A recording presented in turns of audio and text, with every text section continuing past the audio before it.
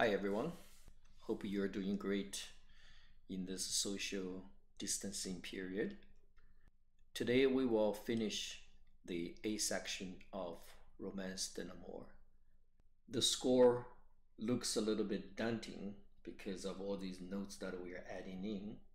However, trust me, it is a lot easier to play than looking at the score. Before we begin to demonstrate on the guitar, let me explain a few things.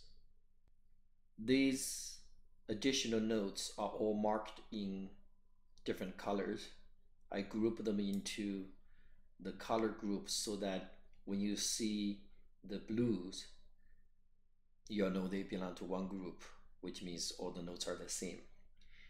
So if you take a quick look at the score here, all these blue notes on the first line, and 2 bars of the second line, and 2 bars of the third line, as well as 1 bar, or actually include this last bar as well on the fourth line. So majority of the music that you have here can be taken care of by these blue notes and happen to be all open strings. So if you look at it, this is the second string open, this is the third string open. And if you remember in the very first video, I asked you to do the PA together and then MI, middle finger and the index finger on the second and the third string. This is exactly what that is.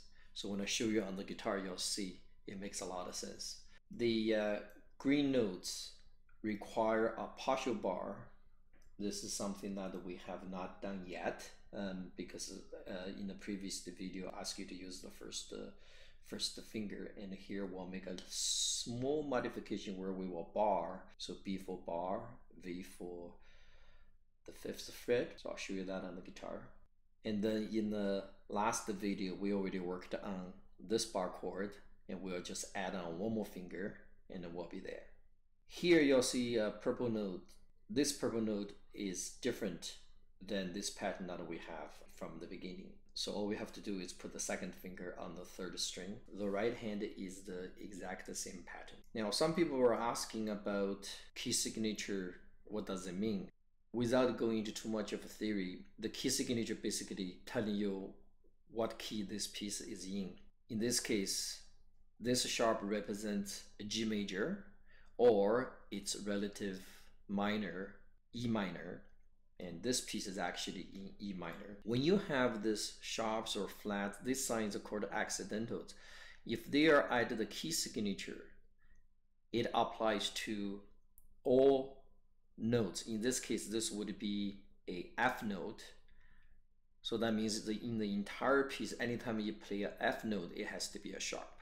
That's all it is. So remember that when you have accidental on the key signature, that's global. It applies to the entire piece, except if it gets altered in the bar. So we have an example here, even though this is not an F. When you have a accidental sign in the measure or in the bar, it applied to all notes in that bar only. When it gets to the next bar, it automatically gets cancelled. So I always refer this as it's local. So here you can see this D note has a sharp sign marked in front of it.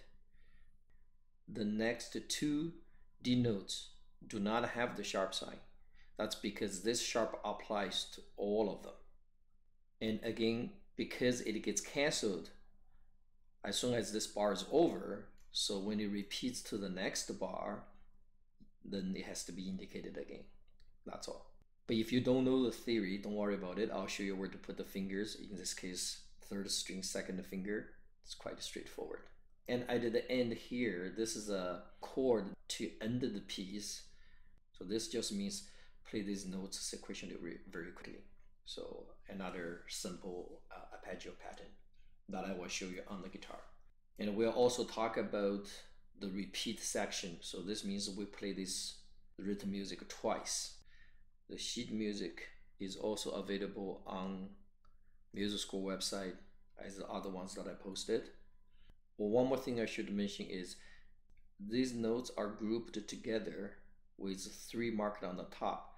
That means these are triplets. So when you count, you can go 1, 2, 3, 2, 2, 3. So 1, 2, 3, 2, 2, 3, 3, 2, 3.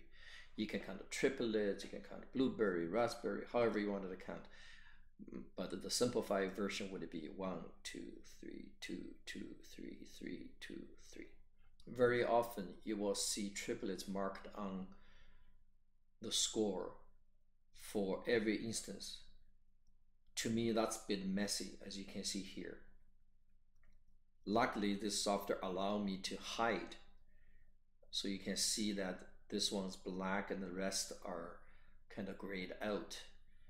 So that when I print the music, only the first one shows. So that'll give you an idea that all these are triplets, right? So anything with this pattern is a triplet, which applies to the entire piece.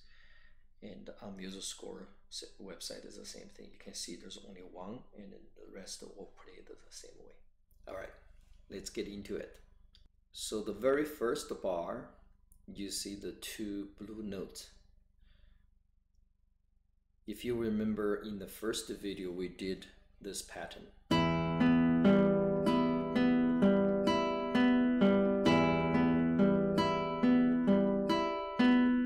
The blue notes are. So continue from last video where we did, that's the first bar. If you add your MI, the middle, and the index to finger, it sounds like this. Sounds pretty good, doesn't it? So all you have to do now, going from bar number 1 all the way to bar number 6, is basically to play these 2 open strings added to the information that we learned in the last video. So it'll sound like this. First bar, second bar, third bar, fourth bar, fifth bar, the sixth bar,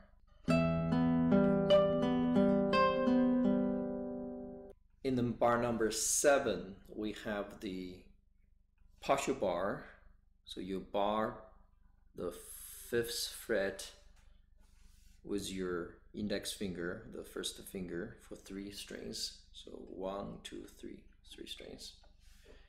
In the right hand, the same thing, PA, and then MI, MI, MI. So we're here, bar number 7. Bass on the 5th string. So 4, 3, and then 1. Bar number 8 is going to go 1, 3, 4. Right? Da dee da da dee da.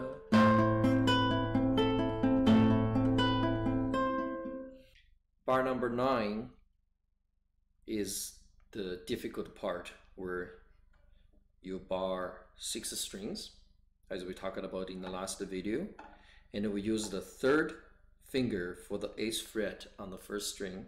Remember I said that the second finger has another job to do, so the 2nd finger is going to press on the 8th fret of the 3rd string.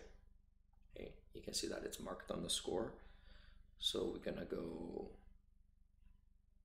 bar number 9, and this B here is going to be on the 6th string.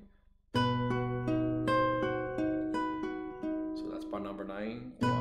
And then add this 3rd finger, and then take away 3rd finger. Bar number 10, we're gonna reach over to this D sharp here with your 4th finger.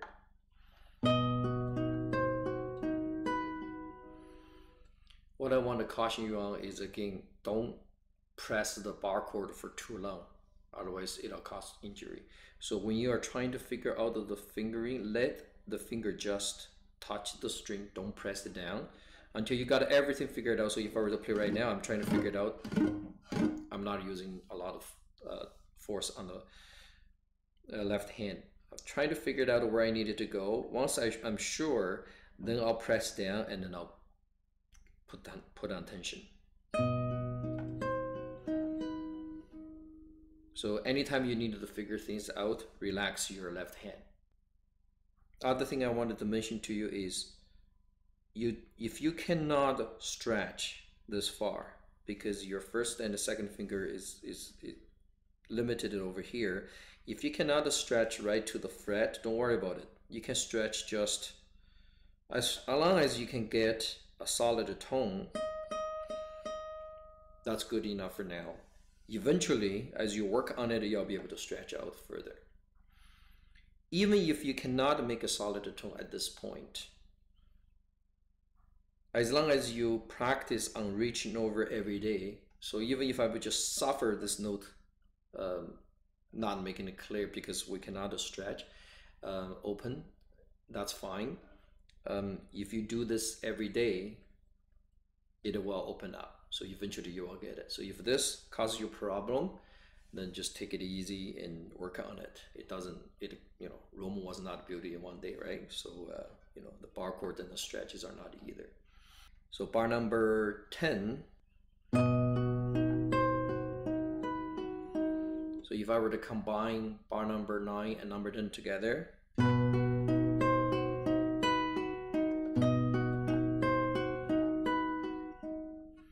when you practice a piece, always take out the difficult sections and do more practice on it. But when you work on the bar chord, you need to take a frequent rest. Okay, I cannot emphasize it enough. A lot of musicians get injured because they do this kind of work for too long period of time. Now move on to bar number 11. All of a sudden it becomes a lot easier because now you just have this blue notes coming back to you, which are open strings.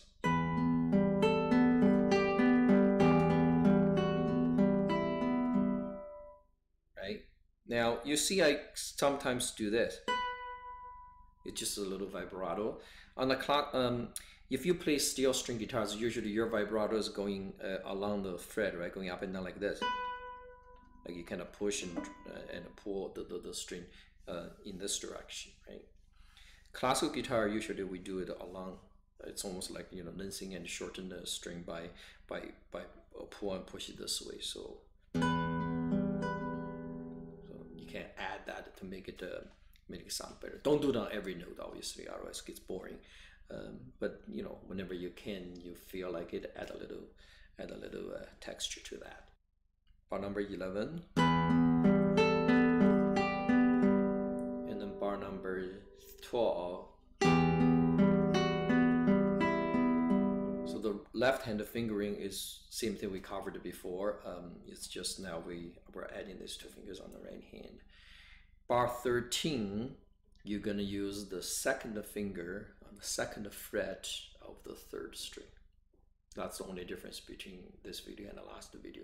And of course, add your M and I. So it goes.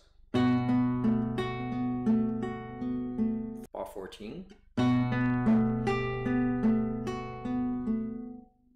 And then bar 15, we're gonna play 3 bass notes. 4th string, 5th string, 6th string.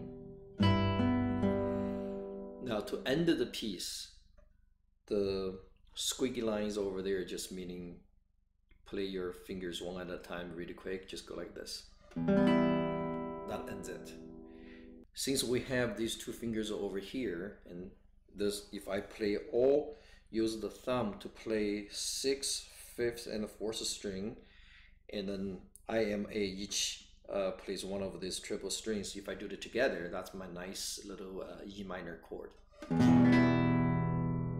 So you can try that. 6, 5, 4, 3, 2, 1. 6, 5, 4, 3, 2, 1. So you can do it quite a few different ways. You could just play the 6th string and the 3, 2, 1 like this. You can also play bass strings with the thumb.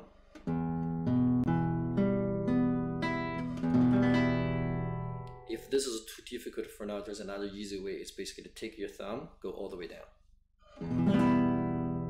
That's another way of doing it.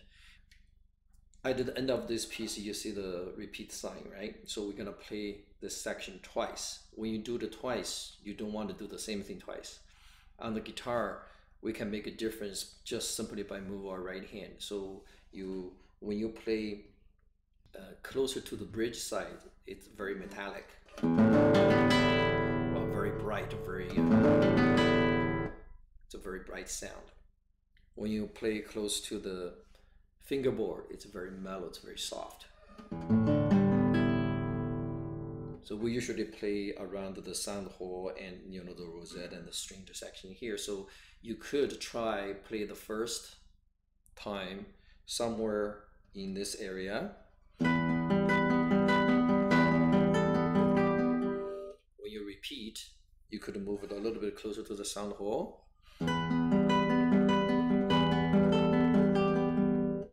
So with this method, you would have the repeat sound differently. In general, we don't want to cover the sound hole because we want the sound to come out, but when you need it, you could also play it here so that it's even softer. I would suggest you experiment the texture between the fingerboard and the bridge. Just pick two where you like to play and go from there.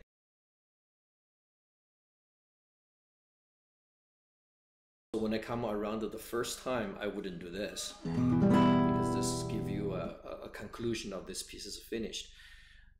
So a couple of things you can do. Bar number 16, you could do this. Instead of play with a arpeggio, you could play as a block chord the first time around.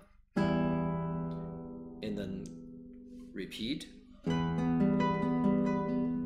Right? That's one way of doing it. Another way of doing it is just as it's written, you can go and then just go ahead and repeat. If you're interested, you could also add a little passage or maybe just a few extra notes to get you bridged over. So you could do something like this. Instead of I'm doing this, I'm gonna go, so I play the open and then the third finger. I use the third finger for the second fret. So that's kind of a little bridge that I would use to get across from the ending of the first time to the repeat. So if I were to play bar 13 and carry on to repeat, it'll sound like this.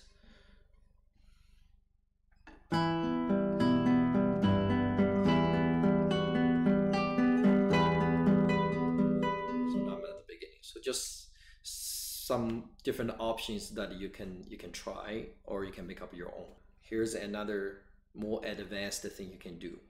Because we have melody on the first string, right? And then we have the bass, and then we have the middle voice. You need to emphasize the volume on the melody. So we're gonna have to practice to make sure that our A finger plays a little bit louder than this two. So the melody is gonna come out. So if I were to play the same volume, it sounds like this. It sounds like an exercise, doesn't it? But if I emphasize this finger, then all of a sudden you can hear the melody.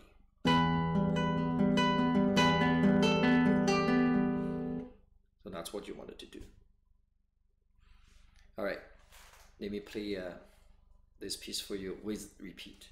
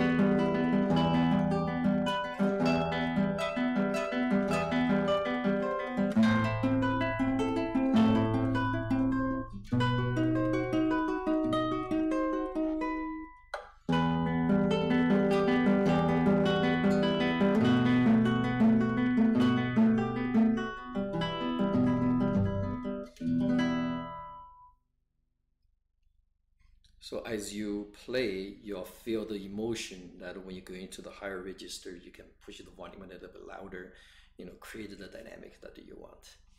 And of course, when I did the repeat, I did that's the method I like to use. You can also just do, and that's the first time, and then go back to repeat. And then when you're absolutely finished, then you can go. Anyhow, I hope this is helpful. Enjoy playing this piece. Lots of practice, and let me know how it goes. Thank you very much for watching. I'll see you next time.